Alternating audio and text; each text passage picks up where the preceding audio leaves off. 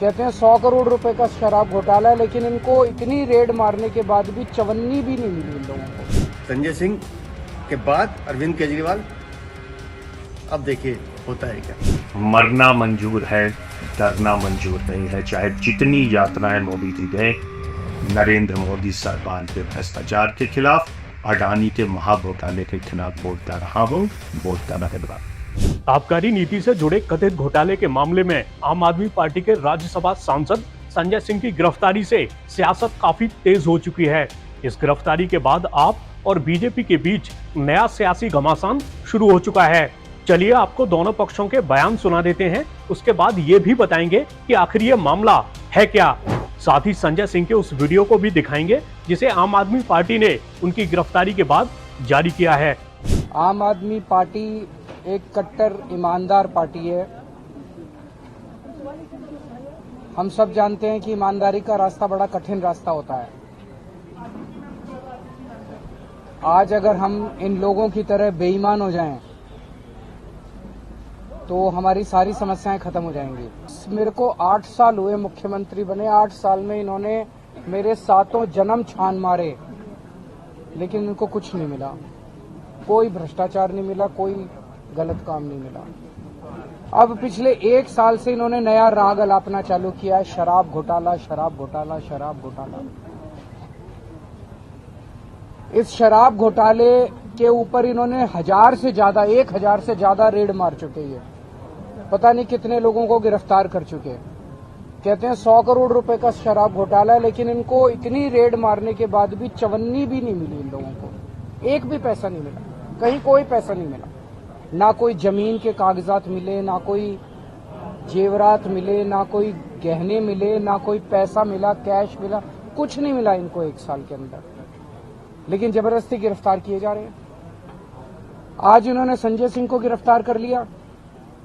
संजय सिंह नरेंद्र मोदी जी के भ्रष्टाचार के खिलाफ इस देश की सबसे बुलंद आवाज है। मोदी जी सर से पैर तक भ्रष्टाचार के अंदर डूबे हुए हैं, और मैं समझता हूं कि शायद आजाद भारत के सबसे भ्रष्टाचारी प्रधानमंत्री अगर कोई है तो वो नरेंद्र मोदी जी हैं।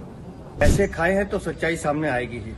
संजय सिंह, अरविंद केजरीवाल, आप कितना भी शोर मचाते रहे, आज संजय सिंह की गिरफ्तारी से एक बात तो सच हो गई कि सच्चाई छुप नहीं सकती, सच्चाई सामने आती है।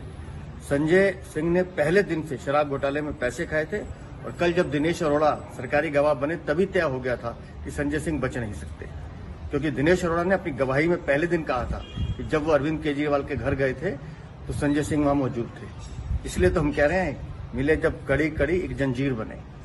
संजय सिंह के बाद अरविंद केजरीवाल, अब देखिए होता है क्या।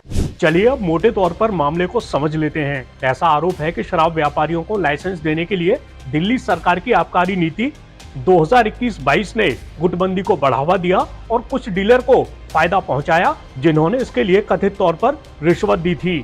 हालांकि पार्टी ने इस आरोप का खंडन किया है।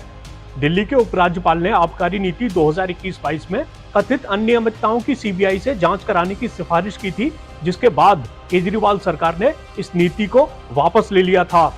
मीडिया रिपोर्ट्स के मुताबिक इस मामले में ईडी की ओर से दायर अभियोजन शिकायत में संजय सिंह का नाम एक आरोपी व्यवसायी दिनेश अरोड़ा के एक बयान में सामने आया था।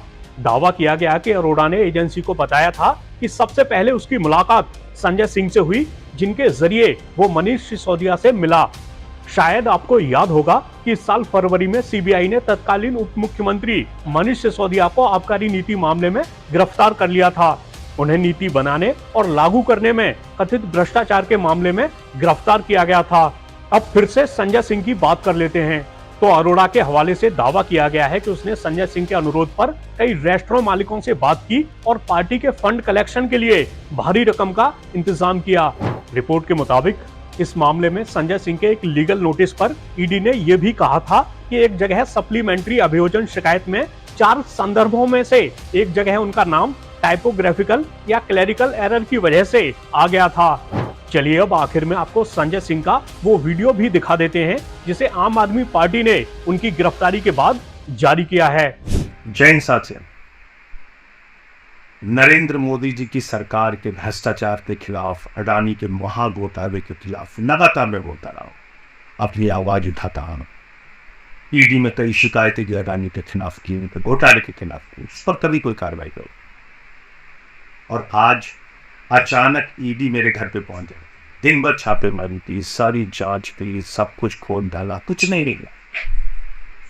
बावजूद इसके जबरन मेरी गिरफ्तारी की जा रही है। लेकिन हम लोग आम आदमी पार्टी के सिपाही हैं। मोदी जी से कहना चाहते हैं, मोदी जी आप चुनाव हार रहे हैं, बुरी तरीके से हार रहे हैं, और ये आपकी हताशा का संकेत है, ये आपकी हार का संकेत है। ये उदाहरण है इस बात का कि एक कायर, एक डरपोक प्रधानमंत्री किस तरीके से जुल्म करके, तानाशाही करके, लोगों को जेल में डाल के चुनाव जीतना चाहता है। लेकिन मैं मोदी जी आपको याद दिलाना चाहता हूं, जब जब जुल्म बढ़ता है तब तब उसके खिलाफ जनता की आवाज बुलंद होती है। मैंने पहले भी कहा अपने साथियों से, आज से दोहरा रहा हूं, मरना मंजूर है, डरना मंजूर नहीं है। चाहे जितनी यातनाएं मोदी जी गए, नरेंद्र मोदी सरकार के भ्रष्टाचार के खिलाफ, अडानी के महाघोटाले के खिलाफ बोलता रहा हूं, बोलता रहेगा। आज दिन भर की छापेमारी में पूरा घर खोद डाला, कुछ हो नहीं मिला, बावजूद इसके गिरफ्तारी हो रही। अभी दुनिया भर की झूठी खबरें प्लांट की जाएंगी, दुनिया भर के झूठे समाचार फैलाए जाएंगे,